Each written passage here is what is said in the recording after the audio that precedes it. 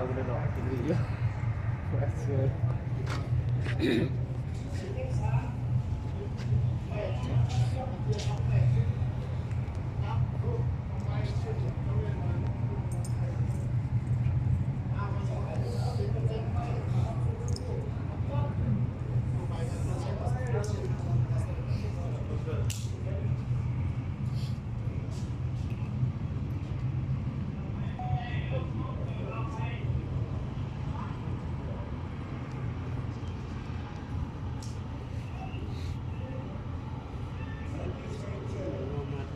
มีพร้อมกันครับ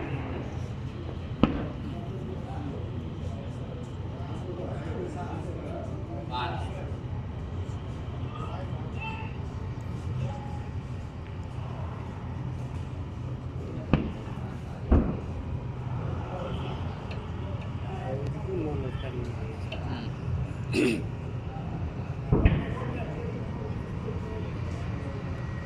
ถ้าไก่ยังเทสองพันเนาะ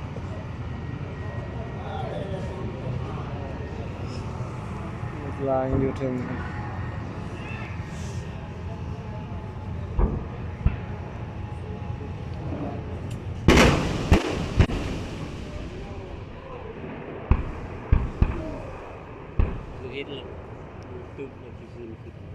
ยิงวันนึงเราบ่เห็นแล้วเนาะยิงว่าเดียวลงเวทรถลงกินเรามันนี่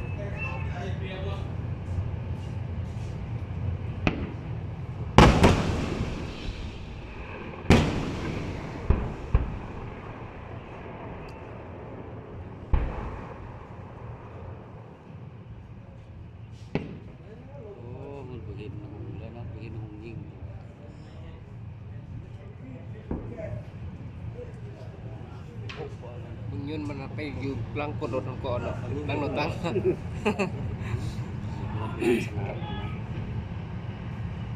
จะมีคนพัดพูดมึงสู้เลยพูดถึงพูด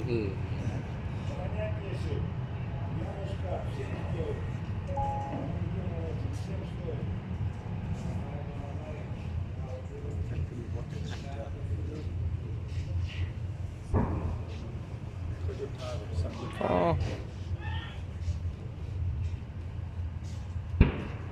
อันที่มันยุติสินเขาเป็นแล้วนี่เขามาท่าโดนคนเนาะเป็นเดือดเลยครับลุงรถลาวยังบ่ทัน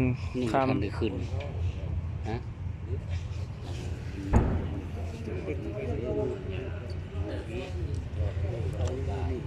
เขาแจ้งเรื่องอะไรใช่ยิงเสาถก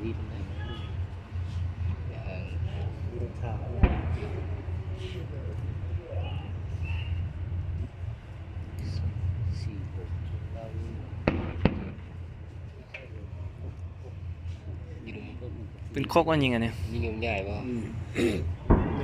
คนไหนยิงคนไหนฟุ้นเหรอ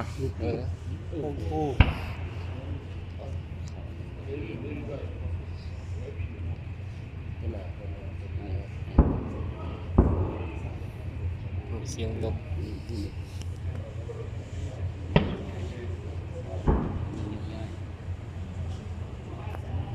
คุณปกนี่คุณเราตกหรอก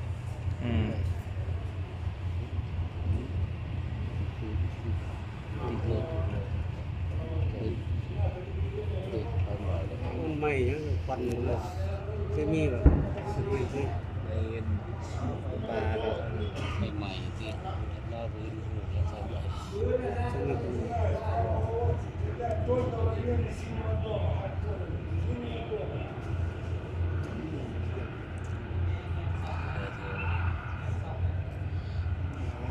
แค่ละจุขึ้นกำลังพื้นขึ้นหันเลยจริงยิงนะจริงขึ้นเข้าไป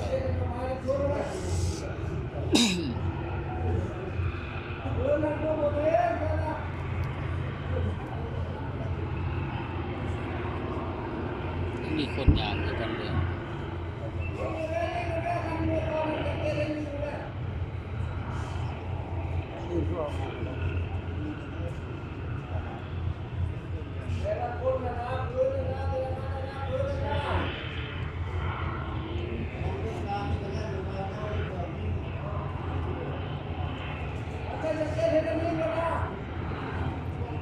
ใช่ใช่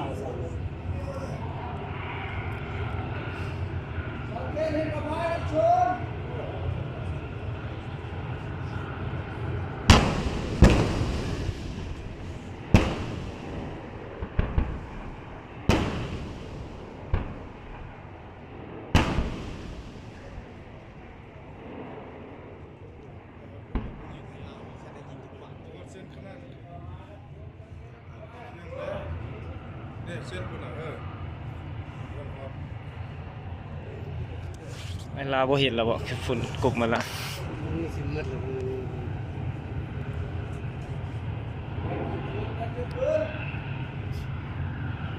สิเฮ็ดเตะก็เตะปืนลงมันดูว่าท่านหอดอันนั้นเตะบ่ได้แล้วมันบ่รถ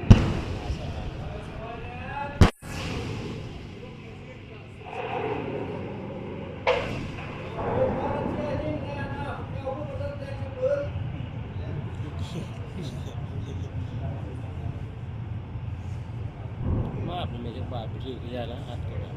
เส้นคนยิง รีบๆลงพวกแถวบ่สิได้เนาะ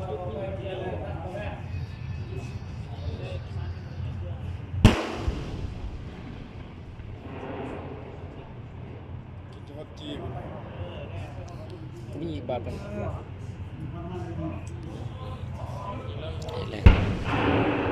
แล้ว วัดเส้นขนาด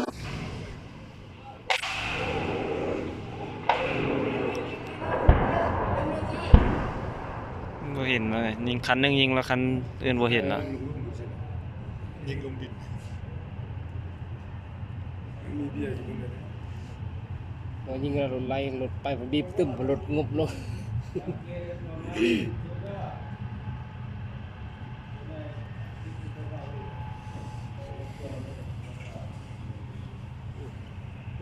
จำทุนเลยยิ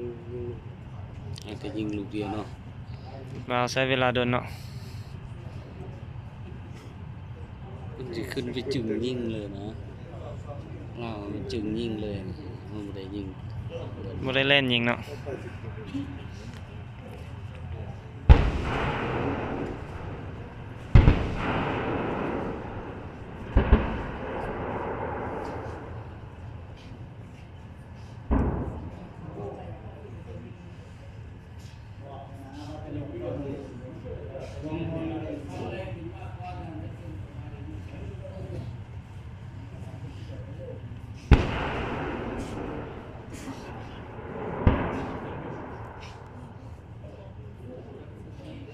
คือนี่คือไปคาดเดินเรียนมัน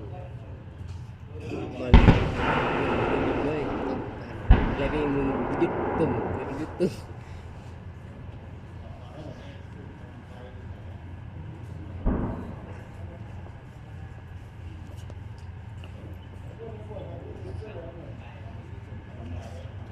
เสียยิงนะ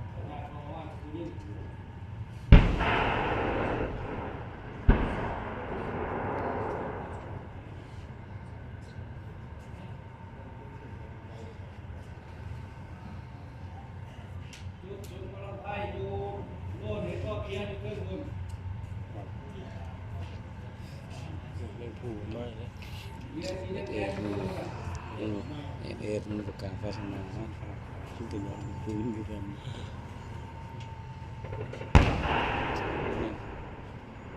เย็บเลย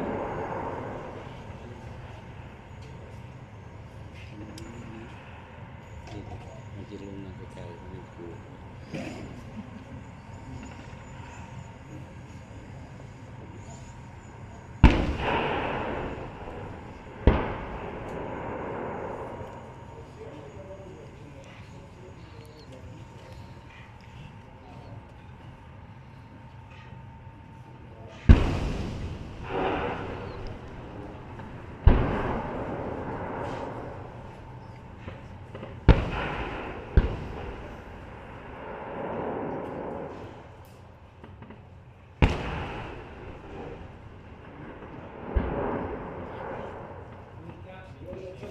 ปืนจัดปืนมันน้อยสร้างแบบน่าสนนะใคร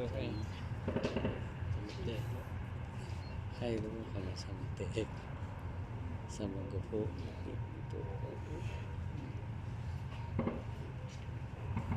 ดูมันจังเลยเนาะ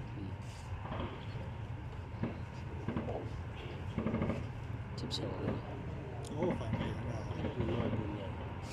รีใส่ ไม่ได้จูดปากคน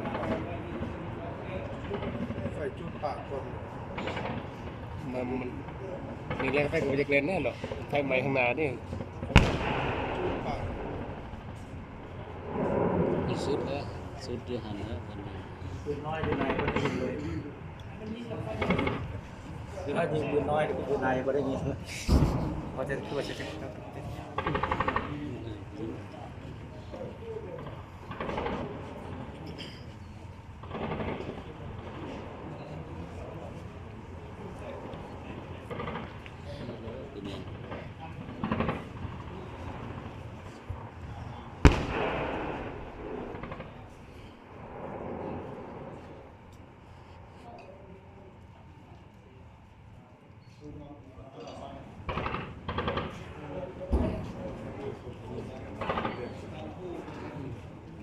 ก็ยิงเป็นตัวเธอ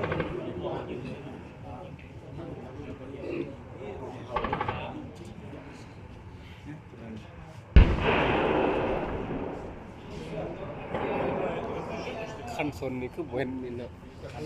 คันทงที่เฮาเนี่ยคันชนนี่คือเพิ่นยิงวงซ้ายครับ ใส่ตรงอยู่ใส่มาถึงทุกคนข้ามปูกัน เบียร์คกวะ จูดได้ยิงไปปุ่น ตัวไส้กว่าชุดอันยิงอะไร คือวงซ้ายสุดเลยนะ เพราะอันกว่าชุดคือเด็ก ยิงอ่ะยิง ยิงเราตัวไส้ชุดเนี่ยบุญยิง ยังเห็นยิงขวดนึง